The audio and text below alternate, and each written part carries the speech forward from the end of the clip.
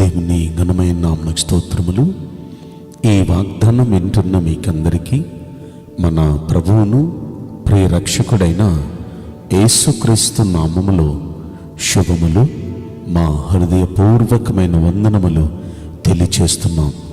ఈరోజు దేవుని వాగ్దానం నిర్గమాకాండం 18వ అధ్యాయము 19వ వచనం. దేవుడు నీకు తోడై ఉండును. ఈ మంచి వాగ్దానం వింటున్న మనందరి వినికిడిలో మన మంచి దేవుడు నెరవేర్చునుగాక. ఆమేన్. ప్రియ దైవ జనాంగమా, ఈ వాగ్దానం ఎవరితో అంటున్నారండి? భక్తుడైన మోషేతో తన మామగారు అంటున్న వాగ్దానం. అయ్యా, ఇలా చేస్తే బాగుండు, ఇలా చేయండి, దేవుడు మీకు తోడై ఉండును అనే మాట అంటున్నాడు. ఈ మాటలు మనం పరిశీలిస్తే దేవుడు తోడుంటే ఎలా ఉంటుంది పరిస్థితి? సమూయేలు 2వ గ్రంథంలో 5వ అధ్యాయంలో 10వ వచనం మనం చూస్తే దావీదు అంతకంతకు వర్ధిల్లాడు. కారణం, సైన్యములకు అధిపతియగు యెహోవా అతనికి తోడుగా ఉండెను. దేవుడు దావీదుకు తోడై ఉండుట ద్వారా దావీదు అంతకంతకు వర్ధిల్లాడు.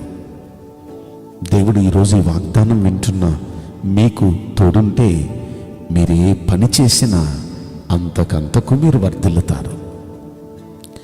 దేవుడు తోడుంటే ఇంకేం జరుగుతాయి? ఆదికాండంలో 39వ అధ్యాయంలో 3వ వచనంలో మనం పరిశీలిస్తే యెహోవా యోసేపునకు తోడై ఉన్నాడు, అతని చేతిలో చేసిన పని యావత్తు దేవుడు సఫలం చేశాడు. చేత్తో ఏ పని పట్టుకున్నా సరే ఆ పని సఫలమైపోతుంది. కారణం, అతనికి దేవుడు తోడున్నాడు. ఈ రోజున దేవుడు తోడుంటే ఏ పని పట్టుకుంటే ఆ పని సఫలమైపోతుంది. 3వ మాట చెప్తాను, దేవుడు తోడుంటే ఎలా ఉంటుందో. రాజుల 2వ గ్రంథంలో 18వ అధ్యాయంలో 7వ వచనంలో మనం చూస్తే హిజ్కియా అనే రాజు ఉన్నాడు. ఈ హిజ్కియా అనే రాజు ఎక్కడికి వెళితే అక్కడ తాను వెళ్ళిన చోటెల్లా జయం పొందుతున్నాడు. కారణం ఏంటంటే యెహోవా అతనికి తోడుగా ఉన్నాడు. దేవుడు హిజ్కియాకు తోడున్నాడు కాబట్టి తాను వెళ్ళిన చోటెల్లా జయమే. కనుక ఈ రోజున మీరు ఎక్కడికి వెళితే అక్కడ మీకు జయం కలగాలంటే దేవుడు మీకు తోడుగా రావాలి. ఈ రోజున ఈ 3 పనులు జరగాలి అంటే దేవుడు మనకు తోడుగా రావాలి. కనుక ఈ వాగ్దానం వింటున్న ప్రియ దేవుని బిడ్డలారా, మనం ఏ పని చేసినా ఆ పనిలో మనం వర్ధిల్లాలి అంటే దేవుడు మనకు తోడుండాలని. రెండవది, మనం చేతితో చేసిన ఏ ప్రయత్నమైన పనైనా అది సఫలం అవ్వాలంటే దేవుడు మనకు తోడుండాలని. మూడవది, మనం ఎక్కడికి వెళ్ళినా ఆ కార్యం సఫలం అవ్వాలంటే, వెళ్ళిన చోటెల్లా జయంతో తిరిగి రావాలంటే దేవుడు మనకు తోడుండాలని మనం విన్నాం కదా. కనుక ఈ రోజున మనకు వస్తున్న వాగ్దానం, దేవుడు నీకు తోడున్నాడు.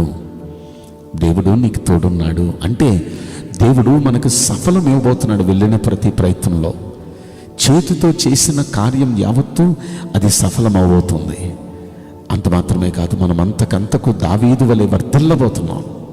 కనుక ఈ వాగ్దానం వింటున్న మనందరి వెనుకడిలో మన మంచి దేవుడు నెరవేర్చునుగాక.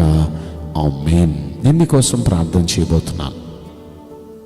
పరిశుద్ధుడా, ప్రేమగల యేసు రాజా, మీ పరిశుద్ధ బంగారు పవిత్రమైన నామమునకు నిండు మనసుతో కోట్ల కొలదిగా స్తుతులు స్తోత్రములు వందనాలు చెల్లిస్తున్నాం. ఈ రోజున మీరిచ్చిన శ్రేష్టమైన వాగ్దానాన్ని బట్టి మీకు స్తోత్రములు. మీరు తోడుండబోతున్నాను అన్నారు. మీరు తోడుంటే ఏమేం జరుగుతావో ఈరోజు మేము విన్నాం.